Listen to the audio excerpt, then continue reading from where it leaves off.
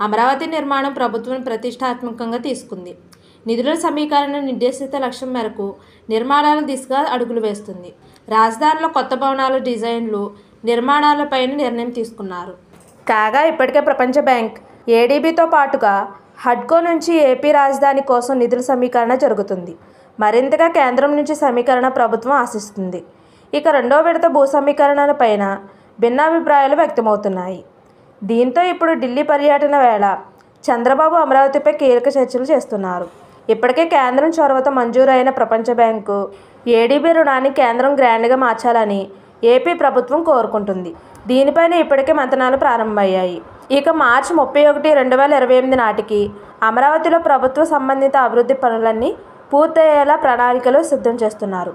అందులో భాగంగా మార్చి 31, 2027 నాటికి తొలి రియల్ ఎస్టేట్ ప్రాజెక్ట్ వ్యాప్తి నెస్ట్ పూర్తి చేయాలని ప్రణాళికలు సిద్ధమవుతున్నాయి. మార్చి 2028 నాటికి లెజిస్లేచర్ల భవనం, ప్రభుత్వ కార్యాలయాల టవర్లు పూర్తి చేయాలని టార్గెట్గా నిర్ణయించారు. ఆ తర్వాత ఇంటీరియర్ పనులు పూర్తి చేయాలన్నారు. హైకోర్టు భవనం మొత్తం మార్చి 2028 నాటికి పూర్తి చేయాలని లక్ష్యంగా నిర్దేశించారు.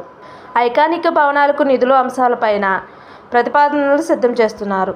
ఇక అమరావతి తొలి గృహప్రవేశ ముహూర్తం ఖరారైంది. 2026 సంక్రాంతి రోజున శుభముహూర్తంగా ప్రభుత్వం భావిస్తుంది. ఇందులో భాగంగా రాష్ట్ర మంత్రులు, హైకోర్టు జడ్జిలు, శాసన మండలి, శాసనసభ సభ్యులు, ప్రభుత్వ ముఖ్య కార్యదర్శులు, కార్యదర్శుల బంగళాలు, అఖిల భారత సర్వీసుల అధికారుల నివాస సముదాయం 2026 జనవరి 15 నాటికి సిద్ధం చేయాలని నిర్ణయించారు.